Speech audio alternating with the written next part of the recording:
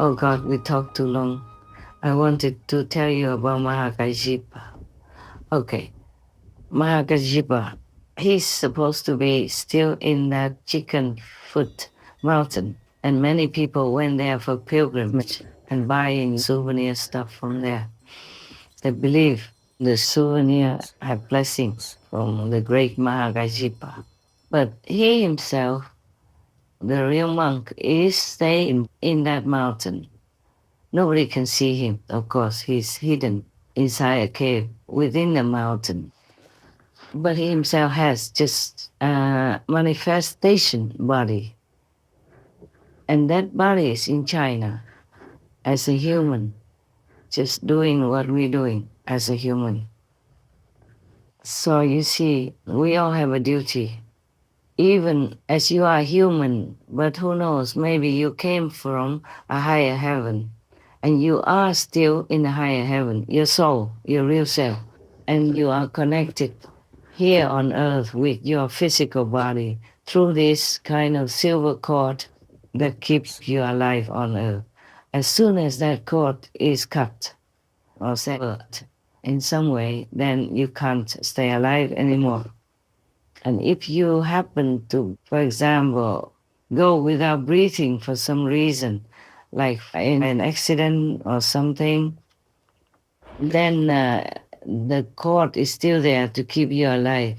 But if your soul happened to be dragged into hell, then if you stay in hell too long, you can't come back to the body anymore, because at that time, the silver cord that connects your soul to the body would be dissolved. Your body that goes to hell is an astral body. You will feel as much pain as in the physical body, even more so, because if you have a physical body, you are shielded from all kinds of hellish feelings. Even if you are still on earth, walking around or laying in bed, half dead, and your astral body is already in hell and has all kinds of punishments, you would not feel much in the body. That is the thing. But when your body is gone, you will feel it, of course. When you're in hell with the astral body, you feel everything so intensified, so magnified, because you have no physical body to shield you. Many people who are already in hell, their souls are attached to that astral body. We have many bodies, and astral is one of our bodies. We have also the causal body and a Brahman body from the third level and an astral body, yes. Anything that's done to the astral body, the human body doesn't feel much, but sometimes if it's too strong, it could cause some sickness or some weird feeling, headache or some nightmare, stuff like that. And it feels as painful as if you are in hell. But mostly if you're still alive because it's your destiny karma like that, then even if you're already punished in hell, you do not feel pain in the physical body. So Mahākāśyapa has a manifested physical body on earth, just like a human. Just like I told you before, the king of karma lives near Australia. I don't want to tell you. I don't want you to go there, run around looking for him. As a human, in a human body, but he is a king of karma, and he's still doing his job, both in the human world as well as in the invisible world, like astral world, for example. We talk sometimes, yeah. Now, Mahākāśyapa was a great being, a great saint. As a monk, he lived totally opposite to his life before in the mundane world. He was the son of a very rich family, so he had everything he wanted and lived in luxury. But since young, he always wanted to be a renunciate, to practice spiritually.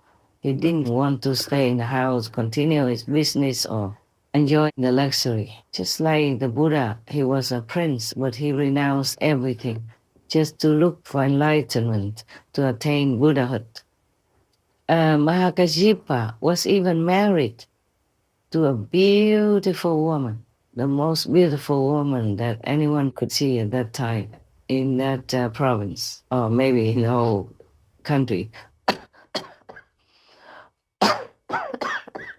Excuse me. I want to tell you why I cough, but I wonder if I should. Let me ask. Yeah, it's, don't worry, I'm not really sick or anything. It's just the karma that manifested from my interference with some war people. Namely, this is the Lord, the King of Karma even told me himself, because I didn't bother so much.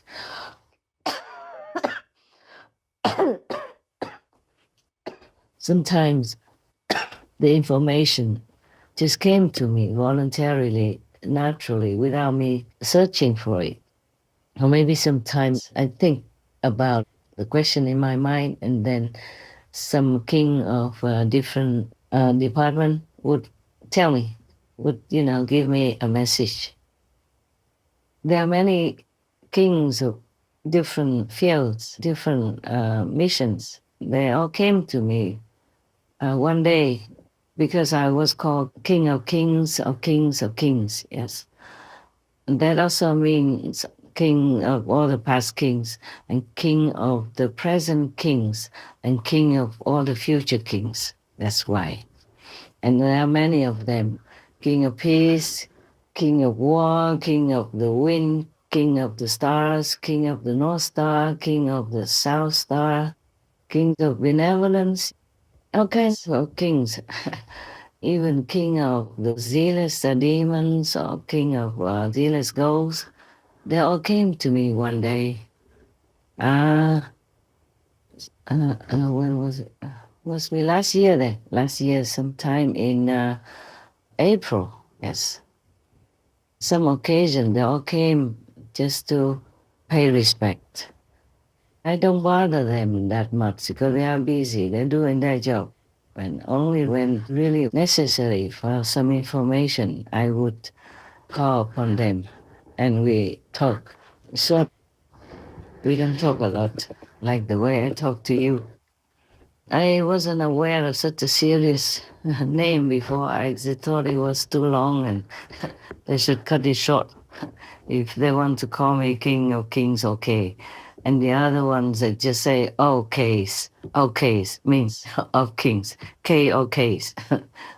Something like that. When I was writing something and they spell it out to me, I said, don't make it too long.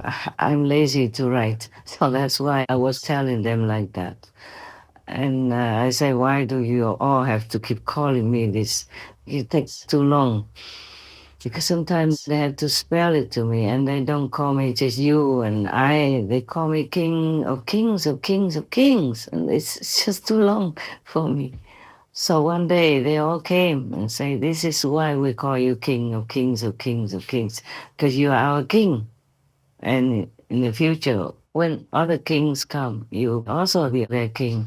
And in the past, you were also king of all the kings.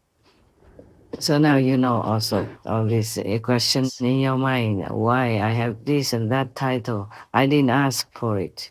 The first time, I also didn't know it was me who talked to me. So I asked, who is it? And I told you already, I said, this is the ultimate master. I said, oh, very honored to know you. So the voice said, it's you yourself. There was an accompanying being next to the King of Kings who would tell me this and that and others. Introduced my title to me, which I never thought of. Too busy, and what for? Even if I'm King of Kings, what good does it do me anyway, yeah? I renounce everything already. It's just that I have to still keep remembering some, because that helps me to draw out much more power so that I can use it to help this world as much as I can. That's the reason why I still need the title, some of them, okay? And I never thought I would tell you that I'm Maitreya Buddha or the king of Dharma wheel turning, because I never thought about all these things. I'm too busy working every day. Just like if you're graduated or if you're a doctor, you can't keep thinking, oh, I'm a doctor, how wonderful, how great. No, you're just taking care of your patients. That's all. It's only the patients that keep reminding you that you're a doctor. People who you are dealing with remind you that you're a doctor because they call you doctor this, doctor that. Yes, they even call your wife Madam Doctor, even if she doesn't have any doctor degree, because she is the wife of a doctor. Yeah. In German, they call a doctor's wife also Mrs. Doctor. Yeah. Frau Doctor. So it's nice. See, if you're a woman uh, and you want to be called doctor, just marry one. Very convenient. You don't have to study many years and work so hard for your doctor degree.